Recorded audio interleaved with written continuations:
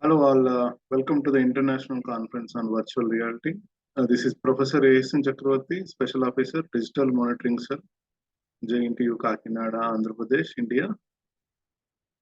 I would like to focus on a keynote called Privacy and Security Risks of Virtual Reality and Augmented Reality.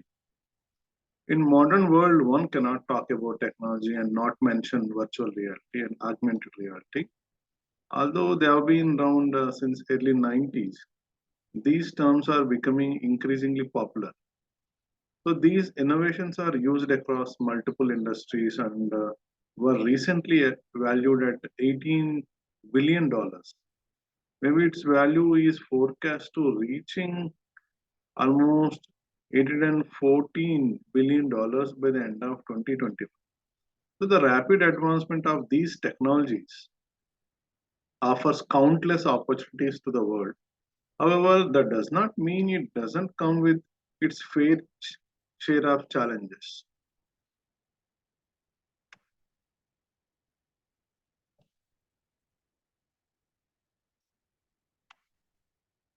Augmented reality and virtual reality are closely related but not the same. Augmented reality enhances or augments the real world by adding digital, visual, auditory, or sensory elements to a real world view. One of the most well known examples of augmented reality in recent years has been popular game Pokemon Go. In contrast, virtual reality creates its own cyber environment rather than adding it to the existing world. Virtual reality is typically experienced through an interface such as headset or glasses rather than viewing content on the screen. So we have some security and privacy issues related to augmented reality. Mainly the augmented reality is concerned about the danger of privacy. A user's privacy is compromised as AR technologies can see whether the user is or what the user is doing. AR collects a lot of information about who the user is and what they are doing on a much larger scale than, for example, social networks and other technologies. They are gathering so much of information about different details of the users. So this raises concern and questions like if hackers gain access to a device, the potential loss of privacy is used. How do AR companies use and secure the information they have collected from the users? Where do companies store augmented reality data locally or on the device or on the in the cloud? If it is in the cloud, then whether the information is encrypted or not. Do the AR companies share this data with the third parties? If they share, how they use it? So these are different privacy issues what we have with respect to the augmented reality. Not only this, when it comes to the content, so we have unreliable content. AR browsers facilitate the augmentation process, but the content is created and delivered by third-party vendors and applications. This raises the question of unreliability as AR is a relatively new domain and authenticated content generation and transmission mechanisms are still evolving. Sophisticated hackers could substitute a user's AR for one of their own, misleading people or providing false information. So there are various cyber threats that can make the content unreliable if the source is authentic. So these include spoofing, sniffing, and data manipulation. So given the potential unreliability of content, augmented reality systems can be an effective tool for deceiving users as a part of social engineering attacks. For example, hackers could distort users' perception of reality through fake signs or displays to lead them into performing actions that benefit the hacker. So AR hackers can embed malicious content into applications by advertising unsuspecting users may click on ads that may lead to hostage websites or malware infected AR servers that house unreliable visuals undermining AR security. So criminals may steal network credentials of wearable devices running Android. For retailers who use augmented reality and virtual reality shopping apps, hacking could be a cyber threat.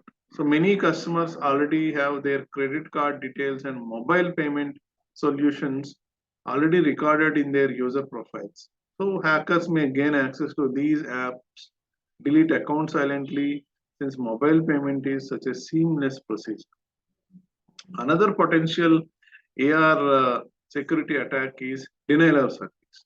An example might involve users who rely on AR for work suddenly being cut off from the information stream they are receiving.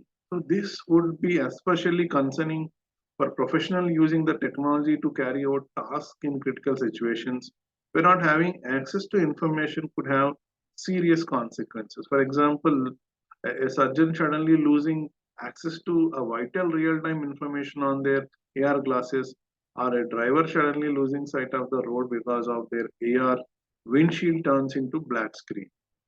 So network attackers can listen in on the communication between AR browser and AR provider, AR channel owners, and third-party servers. So this can lead to a man-in-the-middle attacks. Then hackers may gain access to the user's augmented reality device, record their behavior and interactions in AR environment. Later, they may threaten to release these recordings publicly unless the users pays a ransom.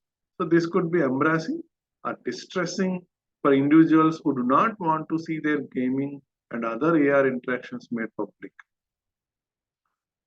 So the other important thing is AR security vulnerabilities for wearable AR devices is physical damage. Some wearables are more durable than others, but all devices have physical vulnerabilities. Keeping them functional and secure, for example, by not letting someone walk off with a headset that can be easily lost or stolen, is a essentially aspect of security. So then we'll come to the security issues in virtual reality. So VR headsets can be vulnerable if hackers take over the device. If you could manipulate the content in a way that alters the user's experience, privacy is another issue. One of the main issues is confidentiality of the data collected, like biometrics and retinal scans, facial recognitions, voice prints, and fingerprints. So let's see how vulnerable virtual reality is and what different types of threats it faces. Finger tracking in the virtual reality environment, users can use hand gestures just as they would in actual situation. For example, the same hand and finger movements can be used to enter code on the virtual keyboard. However, the system records all this data and transmits it by showing the fingers typing a pin. So if a cyber criminal hacks the system, they can recover the passwords and pins used by the user.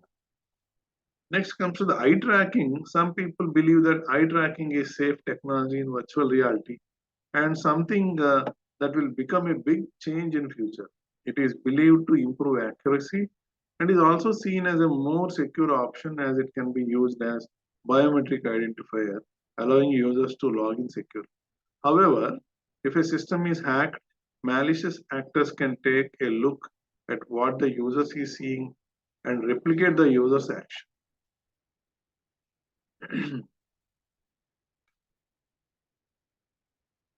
Fake identities like machine learning technologies have enough power to manipulate voice and video to look real. If hacker gains access to a virtual reality headset's motion tracking data, so they could use it to create digital copies known as deepfakes, thereby compromising VR security.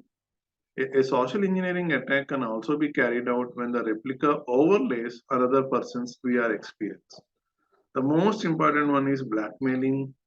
So since VR is also present in the adult industry, cyber criminals take the advantage of the industry's popularity and resort to blackmailing the users who visit adult websites. This means that They could blackmail users by claiming that they have a proof that a user has visited an adult website and demand that they pay to avoid leaking that sensitive information. So they could easily breach data and steal passwords using them as an extortion technique.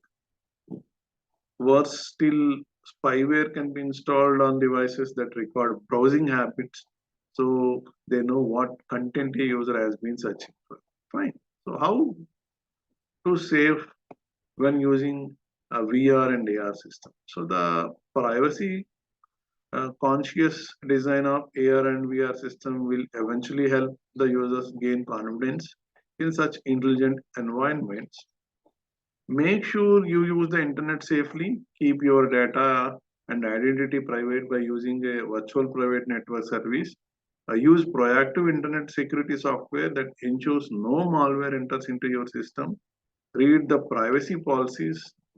This can an overwhelming task as these documents are voluminous, but users need to know the companies they are creating accounts for to keep their data safe and what those companies are doing with the data. So it is important to ask yourself whether this data is shared with third parties and what type of data is collected and shared. Keep private information private. That means disclosing confidential information unnecessarily can backfire horribly if you do it without paying the attention. Keep firmware up to date. This is very important. Keeping the firmware up to date is very important for your virtual reality headset and augmented reality wearables. Updates not only add new features and improve existing ones, but also help fixing security vulnerabilities and bugs. Use comprehensive antivirus software. In general, the best way to stay safe online is to use a proactive cybersecurity solution. So it can be a Kaspersky or a K7 or whatever it may be, which offers robust protection against various online threats, virus, malware, ransomware, spyware, phishing, and other engineering cyber threats. So lastly, virtual reality and augmented reality are revolutionary technologies. While they offer us a wide range of opportunities, they also come with their fair share of risks. Before using them, please make sure you understand the potential threats they pose to you and to your privacy and use the available tricks to prevent them.